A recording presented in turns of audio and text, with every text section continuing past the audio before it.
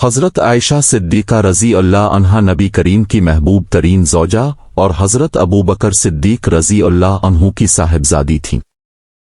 ان پر ایک انتہائی تکلیف دہ اور بڑا الزام تہمت منافقین نے لگایا، جسے واقعہ افک کہا جاتا ہے۔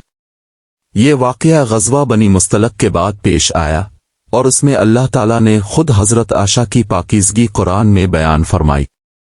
غزوہ بنی مستلق 5 ہجری سے واپسی پر رسول اللہ اپنی ازواج مطہرات کے ساتھ مدینہ کی طرف روانہ ہوئے۔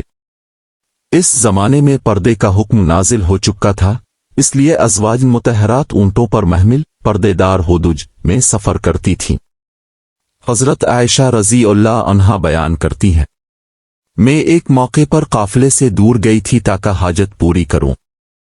واپسی پر دیکھا کہ میرا ہار جو یمن کے منکوں کا تھا گر گیا ہے۔ میں اسے تلاش کرنے لگی۔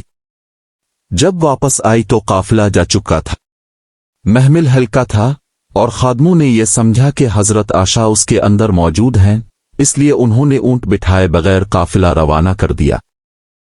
حضرت عائشہ جب واپس آئیں اور قافلہ نہ پایا تو وہ وہیں بیٹھ گئیں کہ شاید کوئی انہیں تلاش کرنے واپس آئے۔ اسی دوران حضرت صفوان بن معطل السلمہ رضی اللہ عنہ جو پیچھے سے آ رہے تھے کیونکہ وہ سامان قافلہ کی نگرانی کرتے تھے، وہاں پہنچے۔ انہوں نے حضرت عائشہ کو دیکھا تو فوراً پہچان لیا، کیونکہ پردے کا حکم نازل ہونے سے پہلے وہ انہیں دیکھ چکے تھے۔ انہوں نے اگنا للے ونا لے راجیون کہا اور فوراً اونٹ بٹھایا۔ حضرت عائشہ نے بغیر بات کیے اونٹ پر سوار ہوئیں اور وہ اونٹ کو کھینچ کر قافلے تک لے گئے۔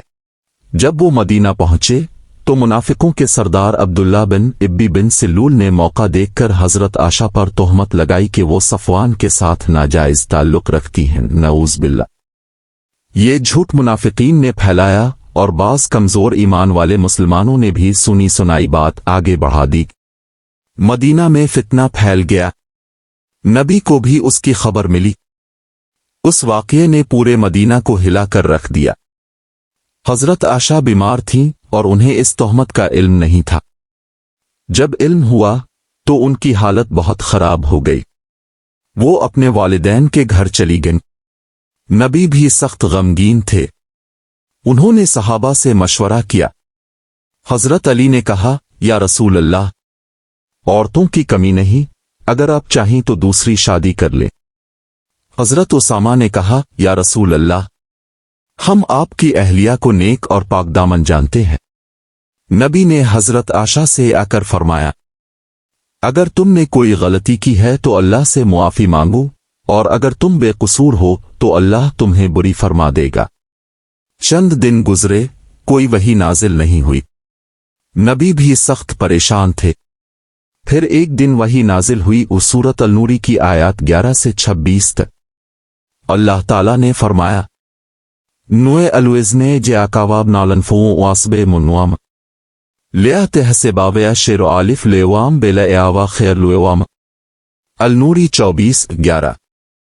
یقیناً وہ لوگ جنہوں نے یہ جھوٹ گھڑا ہے تم ہی میں سے ایک جماعت ہے، اسے اپنے لیے برا نہ سمجھو بلکہ یہ تمہارے لیے بہتر ہے۔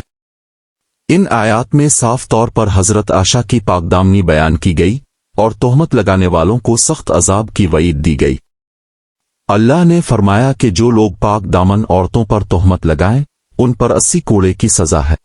قرآن کی آیات کے نازل ہونے کے بعد حضرت عائشہ کی برات پاکیزگی سے تمام مسلمانوں کے سامنے ظاہر ہو گئی۔ نبی نے ان لوگوں کو سزا دلوائی جنہوں نے تہمت پھیلائی تھی، جن میں شامل تھے مصطح بن اساسہ، حسان بن ثابت، حمنہ بنت جہش۔ انہیں قرآن کے حکم کے مطابق 80 کوڑے لگائے گئے۔ جھوٹا الزام اور غیبت اسلام میں سخت گناہ ہے۔ اللہ پاک اپنے نبیوں اور ان کے اہل خانہ کی عزت خود محفوظ رکھتا ہے۔ مشکل وقت میں صبر اور خاموشی مومن کی شان ہے۔ کسی کی عزت پر زبان چلانے سے پہلے تحقیق لازمی ہے۔ اللہ پر بھروسہ رکھنے والوں کو آخرکار عزت ملتی ہے۔ یہ واقعہ اسلام کی تاریخ کا ایک عظیم امتحان تھا جس میں نبی، حضرت عائشہ اور مسلمانوں کے ایمان کا امتحان لیا گیا۔ اللہ تعالیٰ نے اس کے ذریعے پاکیزگی، عدل اور زبان کی حفاظت کا درس دیا۔ حضرت عائشہ کا مقام اس کے بعد اور بھی بلند ہو گیا، اور وہ قیامت تک پاکیزگی اور صبر کی علامت بن گئیں۔